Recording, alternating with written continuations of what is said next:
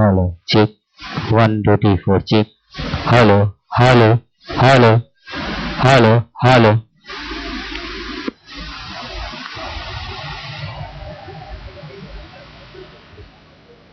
ओम परम सकृत साम्रथ पत निज कही वल करुणेश एक अखंड स्वराज जे होन के स्वयं प्रकाश स्वदेश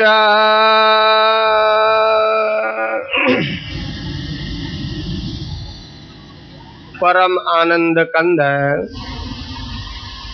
परम दयाळु विश्व नियंता सकर्ता सत्य कैवलना महादस जान जान स्वरूप ने अनंत न्यायो द्वारा प्रत्यक्ष प्रमाण थी प्रतिपादन करावी आपनार परम श्रेष्ठ परम विशेष विश्वना तारणहार सर्वज्ञ दिव्य परम गुरु भगवान करुणा सागर आपण सर्वने ज्ञान बोध उपदेश करता अलौकिक अमृतमय वाणी द्वारा स्वरचित सकृत चिंतामणि ग्रंथ ने विषय कहे ओम परम सकृत सामर्थ पत निज कैवल करुणेश। उपस्थित धर्म विलासी सज्जन मोल्लानी कथा नो आज प्रारंभ छे। मोल्लो जूनो देवियावाड़ आ वर्षे एवं विचार्यु छे कि एक ज ग्रंथनी कथा सळंग करवी। दर वखते आपणे छूटा छूटा अंग लईने कूदका मारता था। सांभळनाराओनी जिज्ञासा विशेष देखाय छे तो एक ज ग्रंथ सळंग लेवो। ज्यां सुधी मोल्लानी कथा पूरी थशे त्यां सुधी आपणे सकृत चिंतामणी ज क्रमश चलावीशुं। सार वातने समजीश। भगवान करुणा सागरे अष्टादश धर्म ग्रंथों की रचना करी। दरेक ग्रंथों कद सरखा नथी। कोई ग्रंथनी चौपाई सीमित है तो कोई ग्रंथनी चौपाई घणी बधी छे। पण मोटा भागे दयाळुए ग्रंथना प्रारंभ में ओम शब्दनो उच्चार कर्यो छे। जेम के अत्यारे ज आपणी सकृत चिंतामणी ग्रंथनी चौपाई बोल्या तो पहला ओम शब्द आयो। ओम परम सकृत सामर्थ पद अगाध बोधनो प्रारंभ थाय तो ए पहला ओम प्रथम प्रणाम धाम एटले ओम शब्द आवे। लगभग ग्रंथोना प्रारंभ में एमणे ओम शब्दनो उच्चार कर्यो छे। आनी पाछळ दयाळुनो विशाल आशय छे कि जेम ओम ब्रह्मनो वाचक छे। जंगम जातिना जे घाटो वाणीनो उच्चार करे छे ए वाणीनो प्रादुर्भाव ओममांथी थाय छे। ओमनुं स्थान नाभीए छे अने एने साधको मणिपुर चक्र पण कहे छे। जेम समस्त वाणीनो उत्पादक ओम छे एने एक दृष्टांत में लीधो एवी ज रीते स्थावर जंगम तमाम सृष्टिनो सर्जक एक कैवल छे। पेलू उदाहरण छे आ सिद्धांत छे कि दुनिया में गमे त्या वस्तु घाट एनो निर्माण करता कैवल करता छे। જંગમ જાતિનો કોઈ પણ શબ્દ ઉચ્ચાર કરનાર પ્રાણી એ શબ્દ ઓમમાંથી પ્રાદુર્ભાવ થાય છે. એમ સમસ્ત સૃષ્ટિનું કારણભૂત કૈવલ કરતા છે. એ લક્ષ્યને ધ્યાનમાં રાખીને દયાળુએ દરેક ગ્રંથના પ્રારંભમાં ઓમ શબ્દને લીધો છે. દયાળુ અહીં કહે છે કે આ વિશ્વનો સર્જક કેવો છે? સજ્જનો, ગ્રંથનું નામ છે સક્રત ચિંતામણી ગ્રંથ. ભગવાન કરુણા સાગરે જે ગ્રંથોને જે નામાકરણ આપ્યું એના નામાકરણમાં સંપૂર્ણ સારાંશ સમય જાય છે. વિચાર કરીને જોઈએ તો એ નામાકરણમાં પૂરેપૂરો ગ્રંથનો આશય સમાયેલો હોય છે. આ ગ્રંથનું નામ છે સક્રત ચિંતામણી. એનો ટૂંકો સાર એવો થાય કે સક્રત. કૃતનો અર્થ જગત, દુનિયા, સંસાર, સૃષ્ટિ આ થાય છે કૃતનો અર્થ. પણ એકલું કૃત નથી, સક્રત એની સાથે રચવા વાળો છે. અને પાછળ ચિંતામણી શબ્દ મૂક્યો છે. સજ્જનો, ચિંતામણીની વાત અન્ય સ્થળે પણ આવે છે, ગુરુ મહિમામાં પણ આવે છે, અને ભગવાન કરુણા સાગર સિવાય બીજા સાહિત્યોમાં પણ ચિંતામણીની વાત આવે છે. એ ચિંતામણીનો ગુણ એવો છે કે એને ધારણ કરીને ચિતવન કરનાર જે કઈ ચિતવન કરે એ ટાઈમે ક્ષણે પેદા થાય. આવી ચિંતામણી દુનિયામાં કંઈક હશે કે કેમ એ અસંભવિત છે. પણ બાબ્યે જે શબ્દ લખ્યો ચિંતામણી, એ સકરતા ચિંતામણી જ્યારે એને જગત રચવાની ઈચ્છા થાય ત્યારે એ કોદારો, પાવડો કે કવાડો લઈને બેસતા નથી. પોતાના શુદ્ધ સંકલ્પથી જેવી ઈચ્છા કરે એવું જગત તૈયાર થઈ જાય છે. એટલે મારી માન્યતા પ્રમાણે દુનિયામાં એક સકરતા કૈવલ સિવાય વાસ્તવિક કોઈ ચિંતામણી નથી કે જેના ચિતવનથી જે ધારે તે થાય. અને જો આપણી પાસે એવી ચિંતામણી હોય કે જે ધારીએ તે થાય તો ઝાલ્યા રહીએ ખરા? ના, એ તો વિશાળતા કૈવલની છે ને કૈવલ ખુદ ચિંતામણી છે. જ્યારે જ્યારે જગતની રચના કરવાનો ઉમેદ ધારણ કરે ત્યારે માત્ર સંકલ્પથી સૃષ્ટિનું સર્જન કરે છે. સંકલ્પ પછી એને કોઈ કાર્ય કરવું પડતું નથી. આપણે પણ કોઈ પણ કાર્યના પ્રારંભમાં સંકલ્પ કરીએ છીએ, પણ સંકલ્પ પછી આપણે પુરુષાર્થ કરવો પડે છે. માનો રસોઈ બનાવવાનો સંકલ્પ કર્યો, પણ સંકલ્પથી રસોઈ થોડી થઈ જાય. સંકલ્પ પછી જેવા પ્રકારની રસોઈ કરવી હોય એવી મહેનત માંગે છે. જ્યારે સકરતાએ માત્ર સંકલ્પથી આ સૃષ્ટિનું સર્જન કર્યું છે, એટલે દયાળુની પાછળ ચિંતામણી શબ્દ લગાયો છે. ગ્રંથનું નામ છે સક્રત ચિંતામણી ગ્રંથ. હવે જ્યાં સક્રત ચિંતામણી ગ્રંથ છે તો એના પ્રારંભમાં જ આનો રચવા વાળો કેવો છે એ વાતને દયાળુ આપણને સમજાવે છે.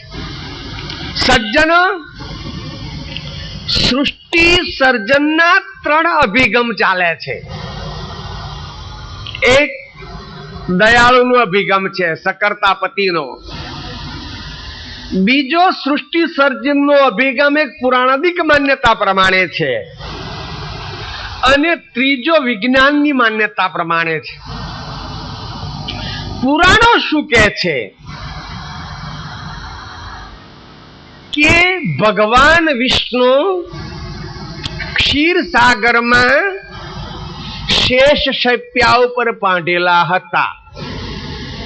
આ પુરાણોની માન્યતા કહું છું કે સૃષ્ટિ કેવી રીતે સર્જાઈ તે. એમના નાભીમાંથી કમળનો ઉદય થયો. એ કમળમાંથી બ્રહ્માજી પેદા થયા અને એ બ્રહ્માજીએ આ સૃષ્ટિનું સર્જન કર્યું. આ પુરાણોની માન્યતા છે. પણ સજ્જન, આ માન્યતા બુદ્ધિગમ્ય નથી, માત્ર શ્રદ્ધા ગમ્ય છે. બુદ્ધિગમ્ય નથી એનું કારણ બતાવું કે સૃષ્ટિની અંદર કોઈ જગ્યાએ સ્થાવરમાંથી જંગમ પેદા ન થાય ને જંગમમાંથી સ્થાવર પેદા ન થાય. બીજું, ક્ષીરસાગર, શેષ શપ્યા અને આ બધું જે હતું તો જગત હતું એ સાબિત થઈ ગયું. રચ્યું ક્યાંથી? નાભીમાંથી કમળનો ઉદય થવો એ જંગમમાંથી સ્થાવર થયું અને કમળમાંથી બ્રહ્માજી પેદા થવા એ પાછું સ્થાવરમાંથી જંગમ થવા અશક્ય, અસંભવિત છે. પણ પુરાણો માત્ર શ્રદ્ધા ઉપર ચાલે છે એટલે શ્રદ્ધાળુ માનવો માની લે. બીજી વાત કરીએ, વિજ્ઞાન એ તત્વપરાયણ ગ્રંથ ઉત્પત્તિ માને છે. પણ એમાંય કાળે જતા એક કોષી જીવ થયા, પછી એને પૂંછડું થયું, પૂંછડું ખરી ગયું એટલે છેલ્લામાં છેલ્લું પ્રાણી માનવ નિર્માણ થયું. આ વાત પણ બહુ બંધ બેસતી નથી. ખરેખર જો માણસ પાસે મસ્તકી જ્ઞાન હોય, બુદ્ધિગમ્ય વિષય હોય તો સમસ્ત વિશ્વનું સર્જન સકર્તાએ એક સાથે પોતાના શુદ્ધ સંકલ્પથી જ કરેલું છે. આગળ પાછળ કશું થયું નથી. હા, એનો વિકાસ, પસારો વહેલો મોડો થયો એ વાત જુદી છે, પણ રચયિતાના એક જ શુદ્ધ સંકલ્પથી સમસ્ત ઘાટો નિર્માણ થયેલા છે અંકુર રૂપ. એવા જ સકર્તાપતિ એને દિવ્ય પરમ ગુરુ ભગવાન કરુણા સાગરે 5 વિશેષણ ચડાવ્યા છે કે જગતનો રચયિતા આ છે. ઓમ પરમ સક્રત સામ્રત પત નિજ કૈવલ કરુણેશ. અને આ 5 વિશેષણનો આપણે પ્રતિદિન ઉપયોગ કરીએ છીએ. જગતના સર્જકને આ 5 વિશેષણ લાગે છે, જેનામાં 5 પ્રકારની લક્ષણા કે ગુણ હોય એ જ સર્જક છે. પછી શ્રદ્ધાથી માની લઈએ તો કોઈ ના કહેતું નથી.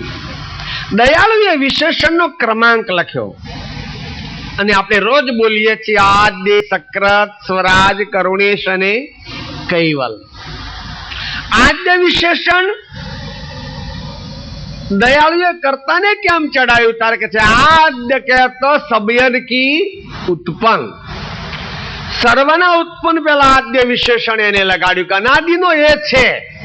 જગત ન હતું ત્યારે સકર્તા હતો, જગત છે તો એ સકર્તા છે, જગત પરલય જશે તો એ સકર્તા રહેશે. એટલે એને આદ્ય વિશેષણ ચડાયું.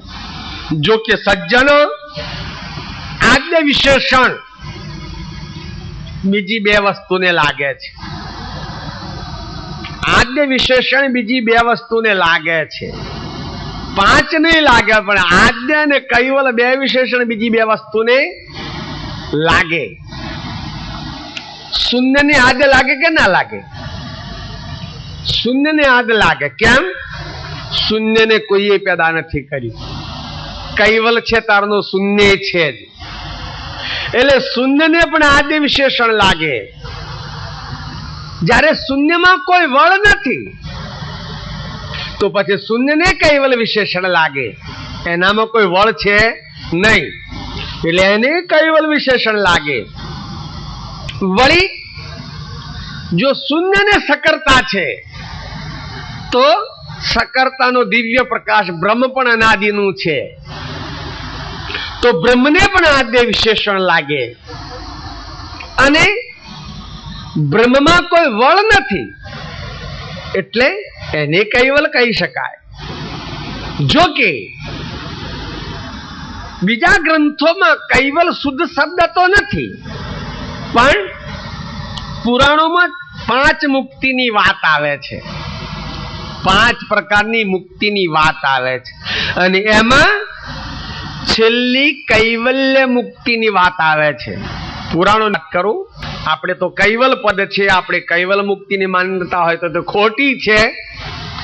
પરમ ગુરુના જ્ઞાનથી ચૈતન્ય કૈવલ પદની પ્રાપ્તિ થાય, કૈવલ્ય મુક્તિની નહીં.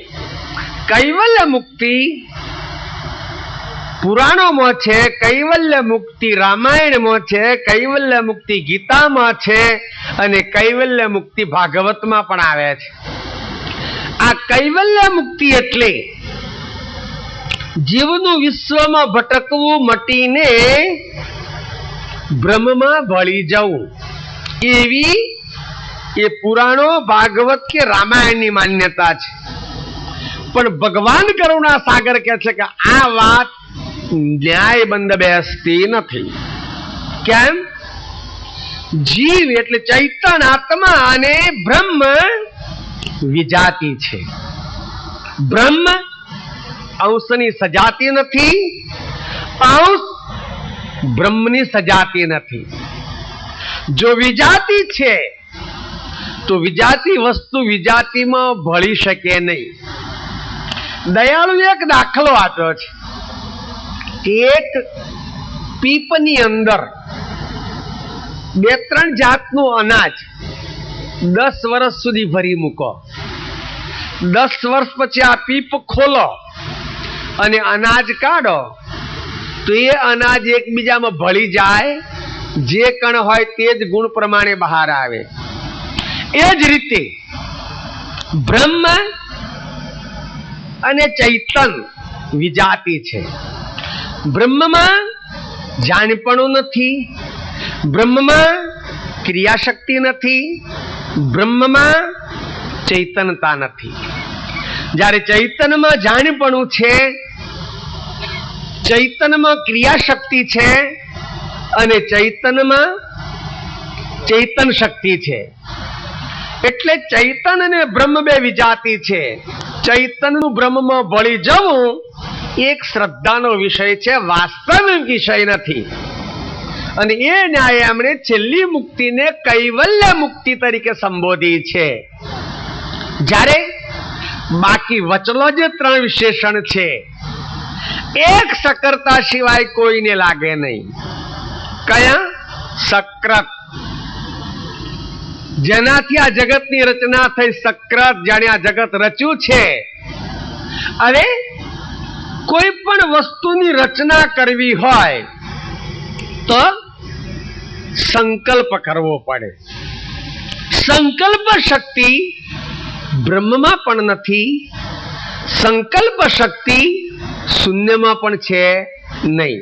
એટલે સક્રત વિશેષણ માત્ર કૈવલ્યને જ લાગે. સ્વરાજ 14 લોકમાં એનું રાજ છે. એને લગામ હાથમાં રાખી છે કે તમે બધા અવિશ્વાસથી દરખાસ્ત લઈને ના લાવી શકો ને, એટલા માટે દરેકની શ્વાસ રૂપી દોરી એના હાથમાં છે. દરેકને એક એક કરુણા આપીને વિશ્વનો વહીવટ સાંપ્યો છે દેવોને.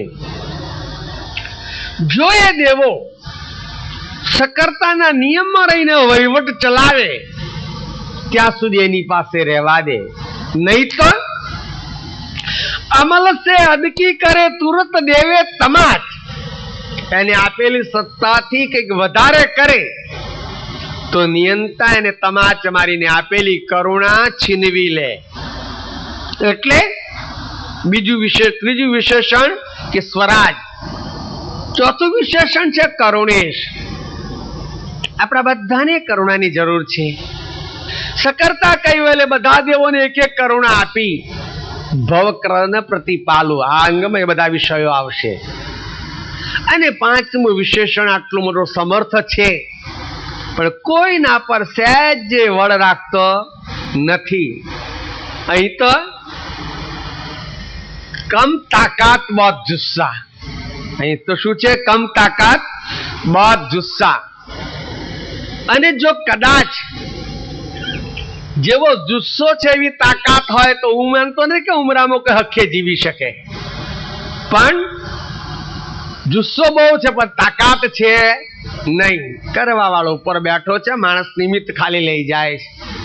એટલે એને 5 વિશેષણ સકર્તાને ચડાવ્યો. અહીં લખ્યું બાપજીએ, ઓમ પરમ સકૃત સામર્થ પત નિજ કૈવલ કરુણેશ એક અખંડ સ્વરાજ જેહું ન કે સ્વયં પ્રકાશ સ્વદેશ.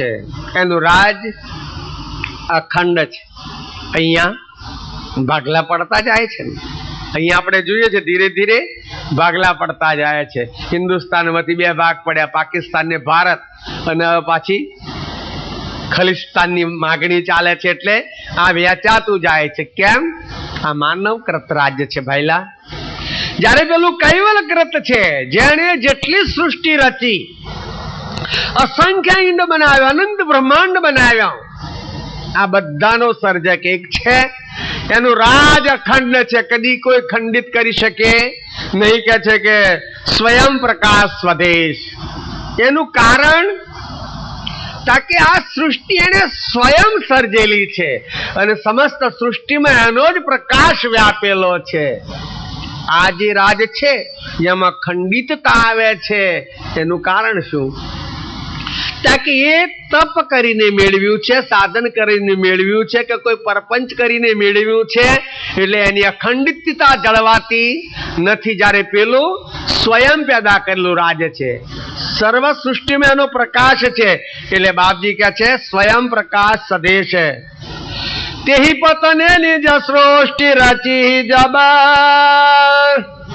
બહોત કાસે तिनकी साय करन सुर सरजे इंद्र चंद्र रवितासे. दयालु केही पतने निज सृष्टि रची जब. આ પતિયા સકર્તા વિશ્વના નાથે જ્યારે સૃષ્ટિનું સર્જન કર્યું ત્યારે પાયામાં જ બહુ જ મજબૂતી બનાવી દીધી. સજ્જન, અત્યારે એક સાધારણ માણસ અલ્પાયુષ્ય વાળું બિલ્ડિંગ બાંધે, મકાન બાંધે, તો એ મકાનની લાઈફ માટે એના બેજિંગમાં બહુ કાળજી રાખે. નીચે પેલા જે પોરા બેજિંગ ભરે ને એની બહુ કાળજી રાખે. ઉપર 18 માળની ઇમારત લીધી હોય પણ નીચે જો પાયો મજબૂત ન હોય તો વાવાઝોડામાં પવન આ મકાન દંડવત પ્રણામ કરે. વાવાઝોડું આવે ને તો આ મકાન શું કરે? દંડવત પ્રણામ, એટલે પડી જાય એમ કહેવાનો ધ્યેય છે. સાધારણ બુદ્ધિનો માણસ જેની લાઈફ બહુ ટૂંકી છે એવા મકાન માટે પણ પાયાનું વિચારે. તો સકર્તાને આ સૃષ્ટિનો વેગ કઈક યુગ કઈક કલ્પો ચલાવવાનો હતો. એટલે એને સૃષ્ટિની રચનામાં બહોત જતન કર જાસે, બહુ પ્રકારની મજબૂતાઈ, બહુ પ્રકારની કાળજી અને બહુ પ્રકારની જહેમત ઉઠાવી. કે છે કે बहुत जतन कर जासे तिनकी सहाय करन सुर सर्जे. रचेली सृष्टि આટલી બધી વિશાળ ને અથાગ સૃષ્ટિમાં એકલો ક્યાં પહોંચી વળે? આપણે જો મોટો લાંબો પાડો ધંધો લઈ બેઠા હોય તો પછી એક મેનેજર ને બીજા પછી મહેતાઓને આ બધાને બધા ગોઠવવા પડે છે. જેવો વ્યવસાય એ પ્રમાણે બધું ગોઠવવું પડે ને. બાપજી કહે છે ને વિશાળ સૃષ્ટિ રચી એમાં तिनकी सहाय करन सुर सर्जे इंद्र चंद्र रवि तासे. आवा આગળ બધાનું નામ આવશે. આવા દેવો સર્જા કે છે. ઇન્દ્ર, વળી ચંદ્ર અને રવિ એટલે સૂર્ય ઇત્યાદિ દેવોનું સર્જન કર્યું. કે છે કે અરુરજતમ સાત્વિક સરસત પુરુષ શક્તિ જે યાદો किन धरा चरय चर धरन को अविकाशन गगनादो. દયાળુએ વળી શું બનાવ્યું? તારે કે છે અરુરજતમ ગુણ સાત્વિક સરસ. આ સૃષ્ટિનો પ્રવાહ આગળ ચલાવવા માટે 3 ગુણ પ્રધાનને 3 મુખ્ય દેવ બનાવ્યા. રજતમ ને સાત્વિક, રજોગુણ પ્રધાનને બ્રહ્મા. આપણે એમ કહીએ છીએ કે સૃષ્ટિનું સર્જન બ્રહ્માજી કરે છે, સૃષ્ટિનું પોષણ વિષ્ણુ કરે છે અને સૃષ્ટિનો સંહાર શિવજી કરે છે. આમ આપણે કહીએ છીએ. શું ભઈલા આટલી બધી પ્રજા વધી, બધાને ઘેર બ્રહ્મા ગયા હશે સર્જન કરવા? ના. આ રજોગુણ જ સૃષ્ટિનું ઉત્પત્તિનું કારણભૂત છે. ગુણમાં જ આ કાર્ય સમાયેલો છે. રજોગુણ પ્રધાનને બ્રહ્મા છે.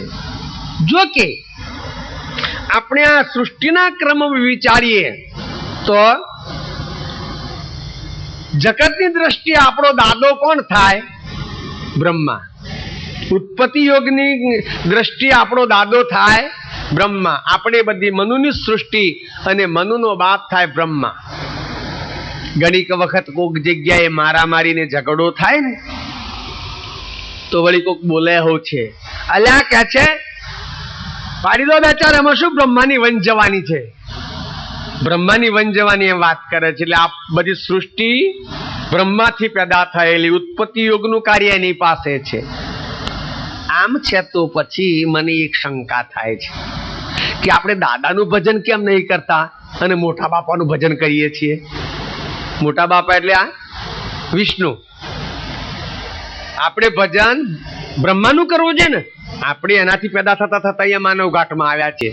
ઉત્પત્તિ ક્રમ તો કૈવલથી છે, પણ આ તો સૃષ્ટિના કારણભૂતમાં ગણાવું. અને જો જુઓ તો તમે ગમે તો જાઓ, વધારામાં વધારે માન્યતા વિષ્ણુની. ડાકોર રાજા રણછોડ તો એ વિષ્ણુ, દ્વારિકાનાથ તો એ વિષ્ણુ, સોમળિયો એ વિષ્ણુ. તો શ્રીનાથજી એક હાથે ઉભા છે, લોકોને ધક્કા ખવડાવી નીચા પાડી દે છે તો એ વિષ્ણુ. અરે જગન્નાથ તો એ વિષ્ણુ. તમે જુઓ તો એની જ માન્યતા છે. હવે લોકો બાધા રાખે, લોકો પગે લાગે, પણ પહેલા મૂળમાં તો વિચારો કે અમને હપુચું છોકરું નહીં, તમને કઈ ચાલશે? લોકો બાધા રાખે, હે ભગવાન છોકરો વાળજે, પણ એને હપુચો નહીં. વિષ્ણુ પ્રજા ખરી કોઈ? વંજ રહે વિષ્ણુ મેમનતા, પરપુત્રે આપે સુતવંતા. તો બાપજી લખી ગયા, એને મૂળમાં જ પ્રજા નથી, પણ માન્યતા બહુ વધારે. એનું કારણ ભગવાન કરુણા સાગરે બતાવ્યું કે પરપુત્રે આપે સુતવંતા, માટે વિષ્ણુ શ્રેષ્ઠ મહેમનતા. પારકી પ્રજાનું પોષણ કરે છે એટલે સમાજમાં વિષ્ણુનું મહત્વ વધારે છે, એમ બાબજીયાનો ખુલાસો કર્યો છે. તો બ્રહ્માનું મહત્વ કેમ નથી? તમે આખા ભારતમાં ફરો, બ્રહ્માજીનું વાસ્તવિક મંદિર એક જ છે. આખા ભારતમાં ફરો તો બ્રહ્માજીનું વાસ્તવિક મંદિર એક જ છે, પુષ્કળરાજમાં. સિવાય બીજે તમને વાસ્તવિક પ્રાણ પ્રતિષ્ઠાથી થયેલું બ્રહ્માનું મંદિર કોઈ જગ્યાએ જોવા મળે નહીં. અહીંયા આ મંદિર છે એનું કારણ લખેલું છે કે બ્રહ્માજીએ વેદ રચવા માટે પેલા યજ્ઞનો પ્રારંભ કર્યો. આ તો પુરાણોની માન્યતા કહું છું. હવે બ્રહ્માજીનું નિજધામ કયું? કૈવલના આપેલા પ્રમાણે બ્રહ્મસુદન. બ્રહ્માજીનું નિજધામ તો બ્રહ્મસુદન, પણ મૃત્યુલોકના જીવોને ઉપદેશ કરવા, વેદો બનાવવા ખાતે બ્રહ્માએ યજ્ઞનો પ્રારંભ કર્યો. યજ્ઞ કરવામાં પૂજા વિધિમાં સજોડે બેસવું પડે એવી કર્મકાંડની માન્યતા છે. રામાયણમાં એક જગ્યાએ એવો વિષય લખેલો છે કે રામે જ્યારે અશ્વમેઘ યજ્ઞ કર્યો ત્યારે સીતાજી રામની પાસે નહોતો. સીતાજી પેલા ધોબીના કહેવાથી શ્રીરામે સીતાજીને જંગલમાં કાઢી મૂક્યા હતા. સીતાજી હતા પણ જંગલમાં હતા. હવે જયારે શ્રીરામ અશ્વમેઘ યજ્ઞમાં પૂજા કરવા બેસવાના થયા, ત્યાં સજોડે બેસવું પડે. કેટલાક ઉપદેશકો અને ઋષિઓએ આદેશ આપ્યો કે તમે પુનઃ લગ્ન કરો. પણ સીતાજીએ લગ્નના પહેલા દિવસે જ રામે લગ્નના પહેલા દિવસે સીતાજી આગળ પ્રતિજ્ઞા કરી હતી કે હું રાજા છું, હું ગમે એટલી રાણીઓને પરણી શકું છું.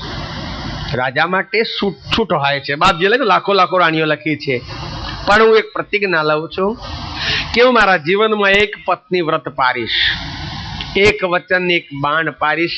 આ પ્રતિજ્ઞા એમણે લગ્નના પહેલા દિવસે સીતાજી આગળ લીધી હતી. ઋષિઓના સમજાવવા છતાં શ્રીરામે પુનઃ લગ્ન ન કર્યું. કોણ જાણે અત્યારના મારા બૈલાઓ કેટલો લગ્ન કરતા હશે, તો પેટા વિભાગમાં એવા જાણે, પણ અમને પુનઃ લગ્ન ન કર્યું.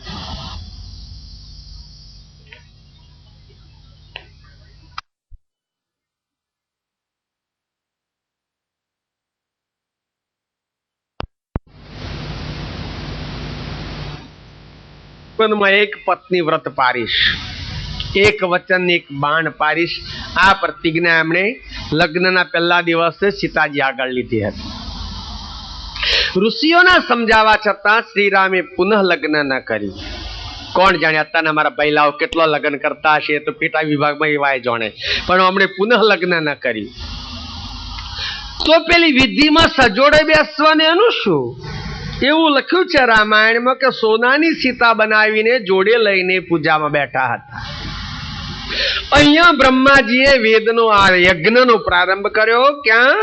પુષ્કળ રાજ અત્યારે આપણે જઈએ છીએ ત્યાં.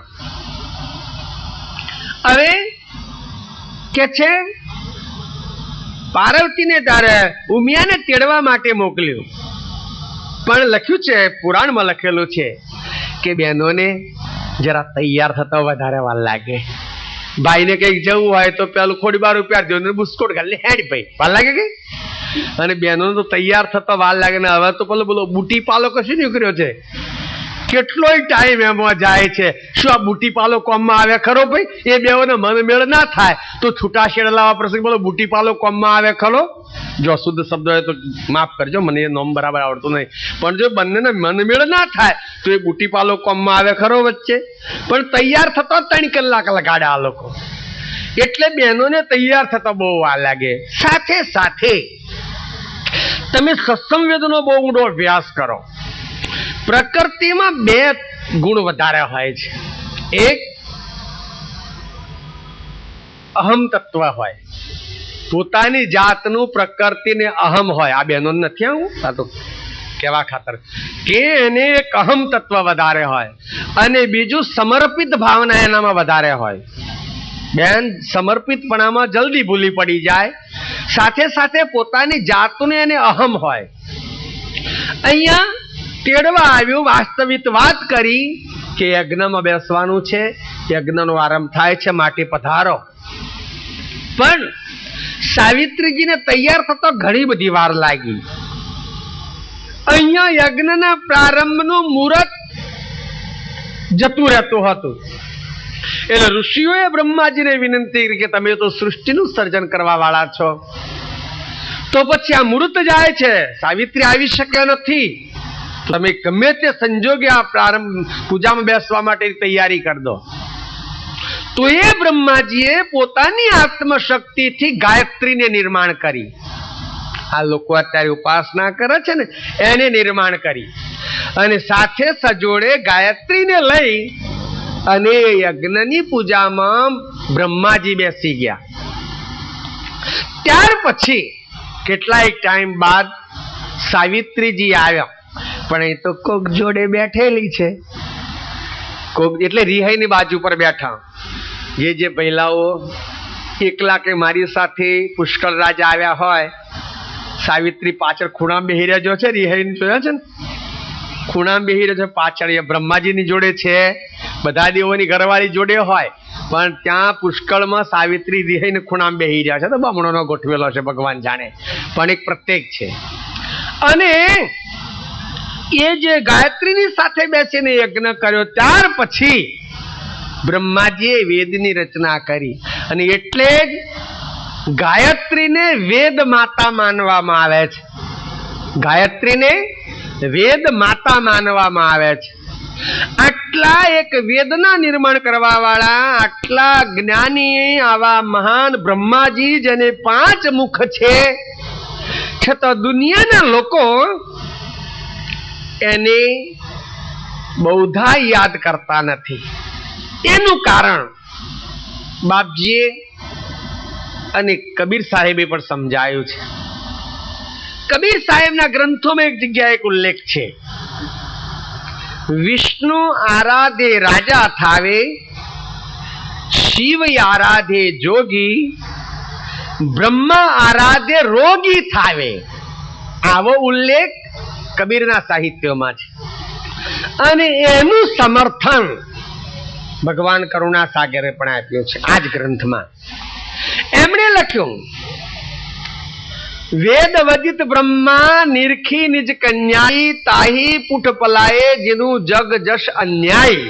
આ ચોપાઈ કરુણા સાગરની છે કે જેને વેદની રચના કરી એવા બ્રહ્માજીએ એક અન્યાય કર્યો, અને એ અન્યાયના કારણે જગતમાં એના જશ ગવાતા નથી. શું અન્યાય કર્યો? આ ચોપાઈમાં લખેલું છે, નિરખી નિજ કન્યાઈ, તાહી તેનું પુઠ પલાય. એવું કે છે કે બ્રહ્માજીને સાવિત્રી નામની એક દીકરી હતી, અરે સરસ્વતી નામની એક દીકરી હતી. ઉંમર થઈ એટલે દીકરી પોતાના પિતાને કહે છે, પિતાજી હવે મારી કોઈ યજ્ઞ વ્યવસ્થા કરો. ગમે તે કારણ માનો, ગુણનું કારણ માનો, તત્વનું કારણ માનો, પણ ઉંમર લાયક પોતાની જ દીકરી જોઈને બ્રહ્માની દ્રષ્ટિમાં રજોગુણ ભરાયો અને એની પાછળ દોડ્યા. દીકરી ભાગી ગઈ ત્યાંથી. જતા જતા દીકરીએ શ્રાપ આપ્યો કે પિતા દુનિયામાં તારું કોઈ ભજન નહીં કરે કે છે. અને બ્રહ્માજીએ પેલીને કહ્યું કે જા, તારે તને કોઈ પતિ નહીં મળે, પણ તને ખોરતા આવશે. એટલે સરસ્વતી વ્યાપક થઈ ગઈ, અત્યારે ભણવા વાળા એને ખોળવા જાય છે. આ કારણે સમાજમાં બ્રહ્માજીનું અતિરેક મહત્વ છે નહીં. કેમ? રજોગુણ પ્રધાન્યનું કારણ માનો યા બીજું કોઈ કારણ માનો, પણ પોતાની દીકરી પાછળ એવા કામંદ થયા હતા, પોતાની સગી દીકરી પાછળ.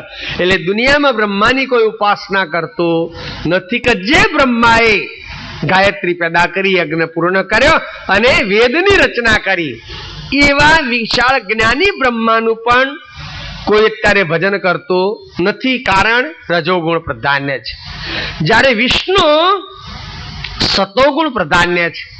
સજ્જનો, સતોગુણમાં પોષણનો ભાગ રહેલો છે.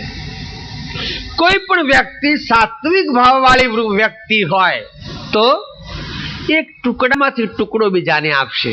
એનામાં સાત્વિક ભાવ હશે ને તો એક ટુકડામાંથી ટુકડો બીજાને આપશે. એનામાં ભાવના છે બીજાના પોષણની. એટલે વિષ્ણુમાં સતોગુણ પ્રાધાન્ય છે કે જેથી કરીને એ આખા વિશ્વનું પોષણ કરે. એટલે સતોગુણ આખા વિશ્વને પોષણ કરે એમ કહેવાનો ધ્યેય છે. અને તમોગુણ સંહાર કરે એવી માન્યતા છે. બાપજીએ લખ્યું છે, અરુ રજતમ ગુણ સાત્વિક સરસત પુરુષ શક્તિ જેહી આદો. સરસ્વતી એની ઉપર પુરુષ અને શક્તિની વાત બાપજીએ લખી. સૃષ્ટિના ઉત્પત્તિ કારણની વાત લખે છે. પુરુષ એટલે નિરંજન, આદ્ય પુરુષ, અને શક્તિ એટલે બ્રહ્મા, વિષ્ણુ, મહેશ, સાવિત્રી, લક્ષ્મી અને ઉમિયા. આ છ ને જન્મ આપનારી આદ્ય શક્તિ. આ વિશેષ દેવોની વાત કરી, ઇન્દ્રચંદ્ર ને સૂર્યની વાત કરી. કે છે કે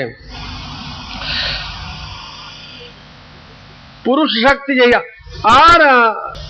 પુરુષ શક્તિ જે કીન ધરા અચર ધરન કો અવિકાશન ગગનાદુ. આ બધાને તો બનાવ્યા, પણ પાછા એને ધરા બનાવી. કરતા કૈવલે ધરા બનાવી, પૃથ્વી બનાવી. અને હરવા ફરવા માટે જેને કોઈ અડચણ નથી, અવિકાશ, સદાય ખુલ્લું જ છે, એવું કે છે. અવિકાશ અને ગગનાદુ. ગગનાદ સુર કે તેજ પ્રકાશ પરમતે હરહી સકલ શીતલાઈ, તાતે સકલ જીવ કે તન કો અતહી હતય કુલાઈ. સજ્જનો, દુનિયાની કોઈ પણ વસ્તુ હોય, એક વસ્તુ આપણને કદીક સુખ પણ આપે, અવરોધ પણ ઉભો કરે. એક વસ્તુ એકના માટે દર્દ છે, એ જ વસ્તુ બીજાના માટે દવા છે. બીડીનો વ્યસની માણસ હોય, એને બીડીની તલબ જાગે અને બીડી મળે એટલે એનો દવા થઈ ગઈ ને, એને દવા થઈ ગઈ. પણ બીડી ના પીતો હોય, એની બાજુમાં બેસીને બીડી પીવે એટલે પેલાને દર્દ ઊભું થયું. બીડી એકના માટે દવા છે, બીજાના માટે દર્દ છે. એમ કૈવલે રચેલી આજે વિશાળ વિભૂતિઓની સગવડ સદૈવ સુખ આપે એવું નથી. માની લો, સૂર્ય કે તેજ પ્રકાશ સકલ કે હરહી સકલ શીતલાઈ. સૂર્યનારાયણનો પ્રકાશ શું કરે? ઠંડીને દૂર કરી દે. બરાબર? એટલે શિયાળામાં સારો લાગે, પણ હવે મે જૂનમાં સારો લાગે? રાત્રે એનો પ્રકાશ ના હોય તો પસીનો પસીનો થઈ જાય. કે હરી સકલ શીતલાઈ જાતે સકલ ભવ કે જીવકો અતહી હોત કુલાઈ. શિયાળામાં સૂર્યનો પ્રકાશ બહુ પ્રિય લાગે, પણ પછી ગ્રીષ્મ ઋતુમાં આક્રમણ થાય. કે છે કે સકરતા પતિએ પહેલેથી વિચાર્યું કે છે, કૃપાવંત તબય ગમવી લોકિતા કિનેહુ પવન પસારા જીવ સકલ તનય ચર ચરણ કે શાંતિ કરણ કુસહારા. દયાળુ એ સકરતાપતિ કૈવલે પહેલેથી જ વિચાર્યું હતું કે આ સૂર્યનો પ્રકાશ એમનો પેદા કરેલો છે, કૈવલનો, કે ઠંડીમાં તો લોકોને આનંદ થશે, પણ ગ્રીષ્મ ઋતુમાં પ્રકાશ સૂર્યના કિરણથી લોકો અકળાઈ જશે. કૃપાવંત તબે અગમ વિલોકિત, એ વિશ્વના નાથે પહેલેથી વિલોકન કરીને કીને હું પવન પસારા, પહેલેથી જ મારુતદેવની રચના કરી દીધી. અને એમાં પણ એટલા બધા પ્રકાર મૂક્યા છે સજ્જનો. મારુત 49 જાતનો છે. તમે સત્સંવેદમાં વાંચો તો પવનના પ્રકાર કેટલા? 49 જાતનો વાયુ વાય છે. 49 જાતનો. એમાં બાપજીએ દરેક વાયુના જુદા જુદા નામ, ગુણ, ધર્મ બધું જ લખ્યું છે. વચ્ચે એક શીતબલ નામના પવનની વ્યાખ્યા કરી છે ભગવાન કરુણા સાગરે. શીતબલ નામના પવનની તમને સહેજ સમજાવું. ઘણી વખત, હવે તો જો કે ઓછું થયું, માણસોને શરીર ઉપર ફુલ્લા થઈ જાય છે. આપણી ધર્મની માન્યતા પ્રમાણે આપણે શું કહીએ છીએ? બળિયા બાપજી પધાર્યા, બળિયા બાપજી પધાર્યા એમ કહીએ છીએ. હવે જૂની તો એટલી બધી સજ્જડ માન્યતા કે ઘરમાં આવો કોઈ કેસ બને, બાળકમાં કે ઘરમાં કોઈ બીજા સભ્યને આવો કેસ બને તો અજમત થાય નહીં, કશું તરાય નહીં, કઈ જવાય નહીં. એટલી બધી કડક ચરી પાડવી પડે કે જબ્બર ચરી પાડવી પડે. કેમ? આ બળિયાદેવનો કોપ છે એટલે બહુ માન્યતા પાળવી પડે. ભગવાન કરુણા સાગર કે છે કોઈ દેવનો કોપ નથી. આ ફુલ્લા થવાનું કે આ વ્યાધિ થવાનું કારણ શું છે? ત્યારે સજ્જનો, જંગમ જાતિનું કોઈ પણ પ્રાણી ખોરાક ખાય, જંગમ જાતિનું કોઈ પણ પ્રાણી ખોરાક ખાય, અનાજ ખાય, દૂધ ખાય, ફળ ખાય, માંસ ખાય, એનો ગમે તેનો ખોરાક હોય એ ખાય. એ ખોરાકનું ફિલ્ટર થતા થતા બરાબર 30 દિવસે શુક્ર તૈયાર થાય. શુક્ર એટલે ઉત્પત્તિનું બુંદ જેને કહેવામાં આવે. એ બરાબર 30 દિવસે તૈયાર થઈ રહે. પેલો તો ખોરાક પછી ડાયજેશન થાય, એમાંથી લોહી થાય, એમાંથી પછી શ્વેતકણો બને. એમ કરતા કરતા એ પિરિયડને 30 દિવસે શુક્ર તૈયાર થઈ રહે. હવે આ તો બાપજીએ લખ્યું છે. એ જે શુક્રથી પ્રજા પેદા થાય, જે બુંદથી, એ બુંદ કદાચ થોડું વહેલું પ્રજા ઉત્પત્તિમાં જતું રહે તો એની અંદર સહેજ કચાશ પાણીનો ભાગ હોય. પેલામાં પરિપક્વ થતા થોડું કચાશ હોય. કેવી રીતે? તમે માખણ જોયું હશે. માખણ, દૂધ ને દહીં બનાવે, દહીં વલોવે એટલે માખણ આવે. એ માખણ અને ઘી એમાં બહુ ફરક નથી.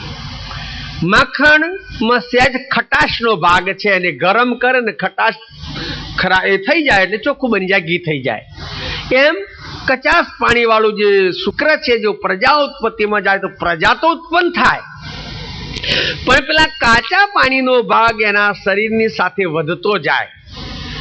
જ્યારે શીતબલ નામનો પવન ફૂંકાય આ 49 જાતના વાયુઓમાં શીતબલ નામનો પવન જ્યારે ફૂંકાય ત્યારે બધા ઘાટોને સ્પર્શ કરે.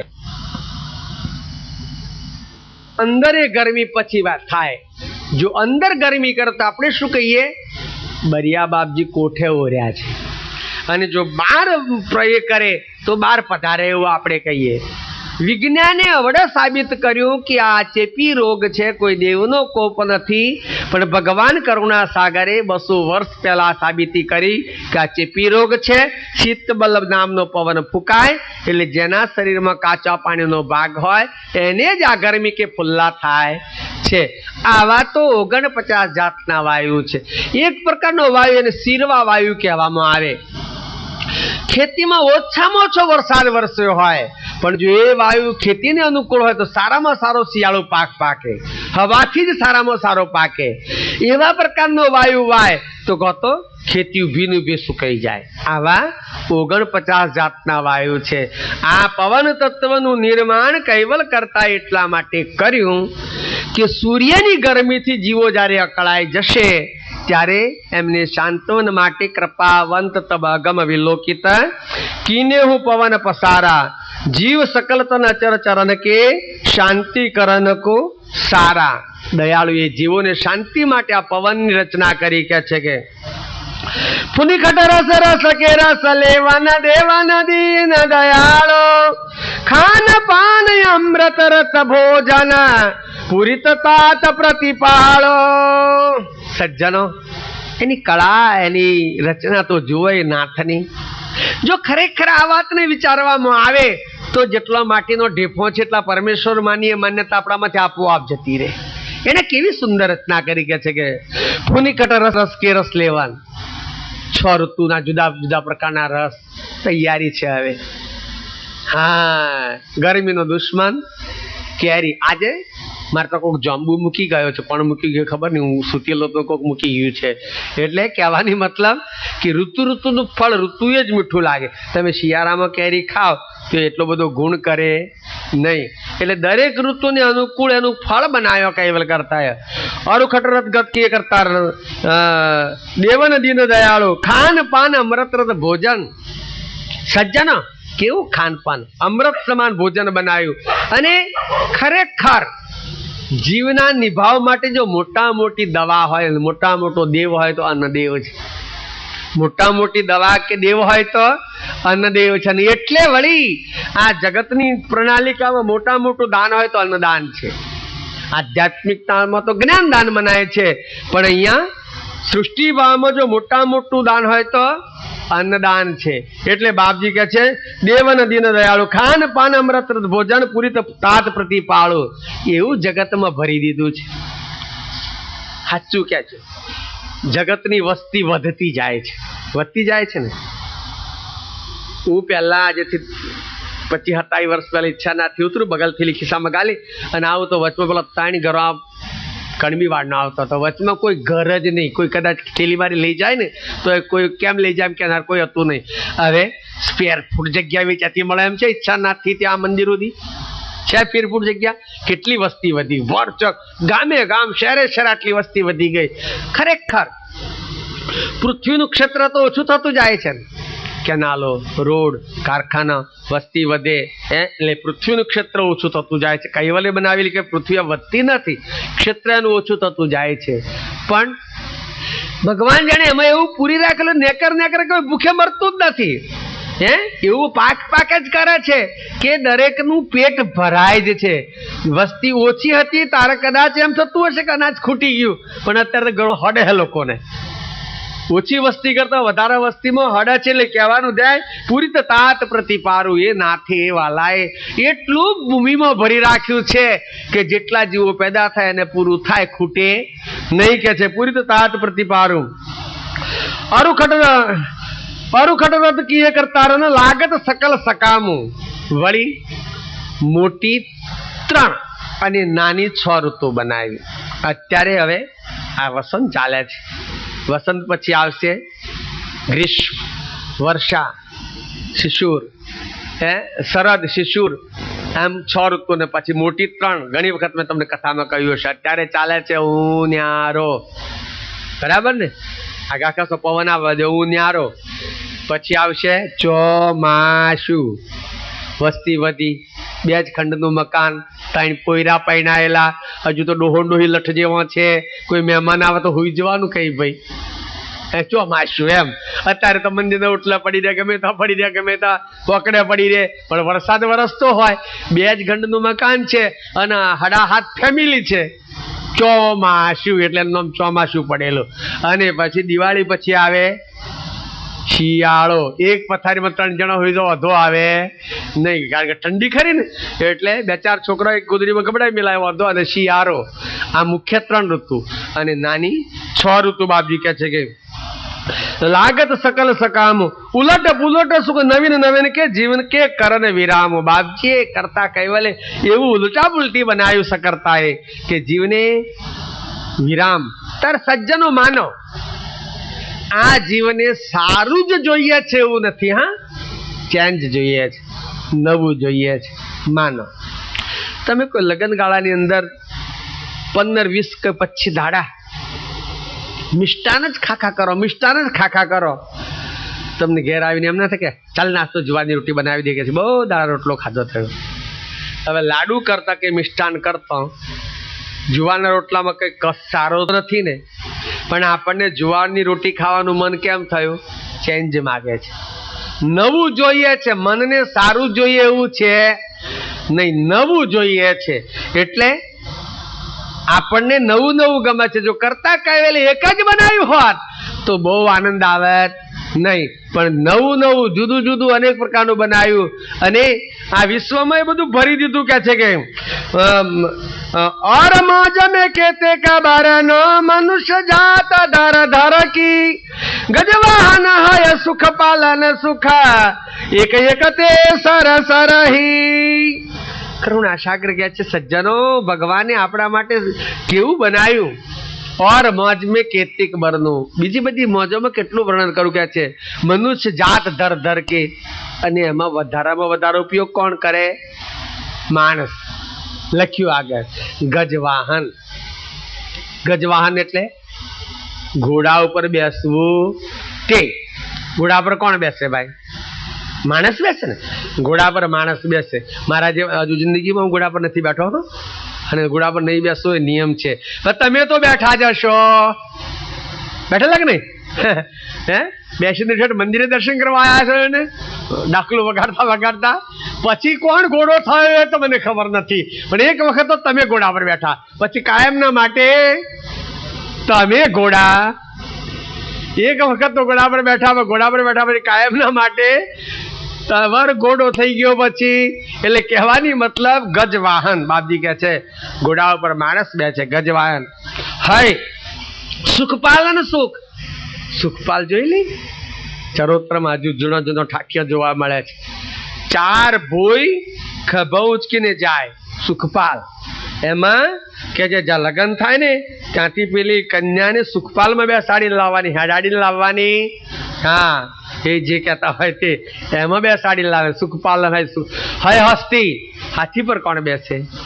માણસ બેસે ને. હે, બાપજી કહે છે કે और मौज में केतक बरन मनुष्य जात दर दर की गज वाहन है सुख पालन सुख है एक एक ते सरथी. एक एक करता चढ़िया तो वाहनो છે. કે છે जय जिनके सुकृत सर बरही देता पितुरे प्रभुताई और सकल समद्रष्ट चराचर कौसे नहीं रे कटुकाई.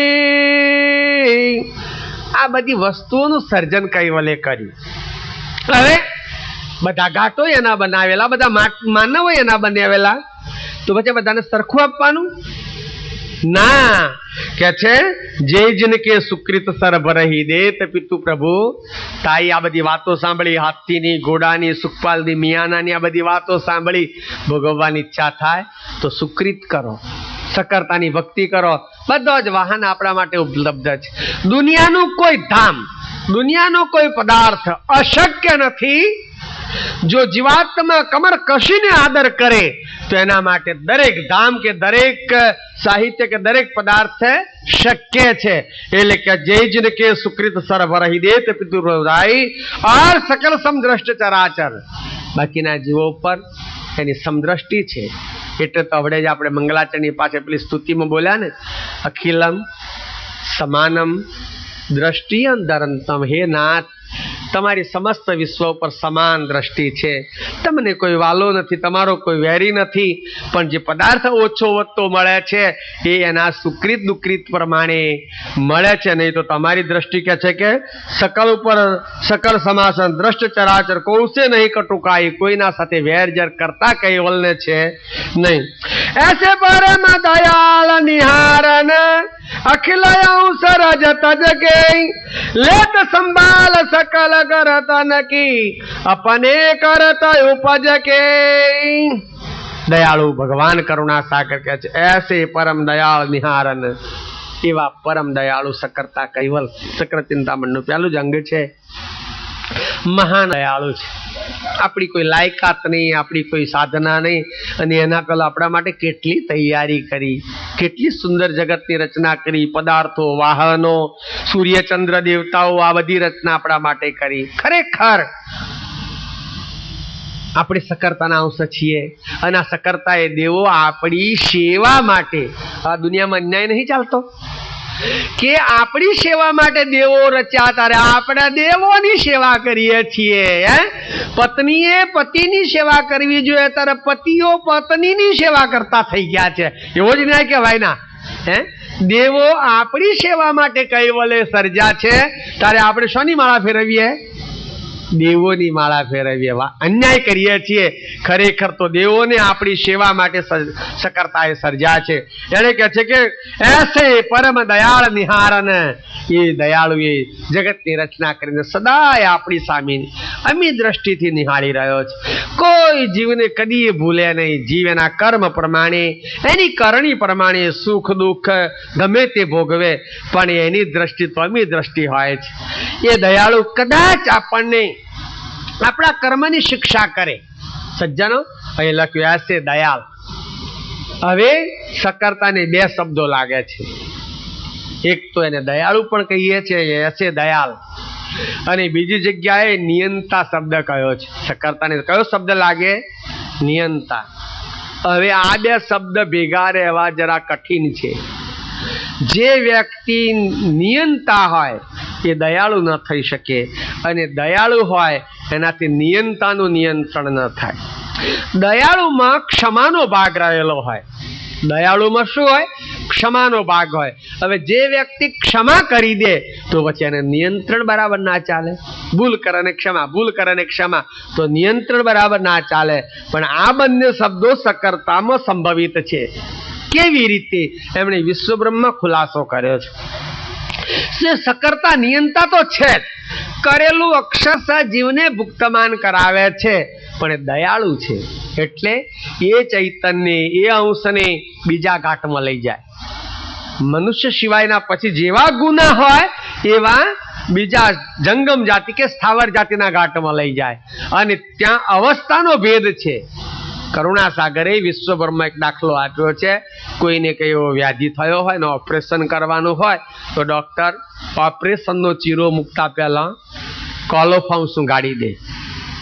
એને કોલોફોર્મ ચડી ગયા પછી ગમે એટલું વાટકૂટ કરે તો દર્દીની વેદના થાય નહીં, જરાય વેદના ન થાય. એવી રીતે જે બીજા ગાંઠો છે ને એને અવસ્થા ભેદનું કોલોફોર્મ સુંઘાડેલું છે.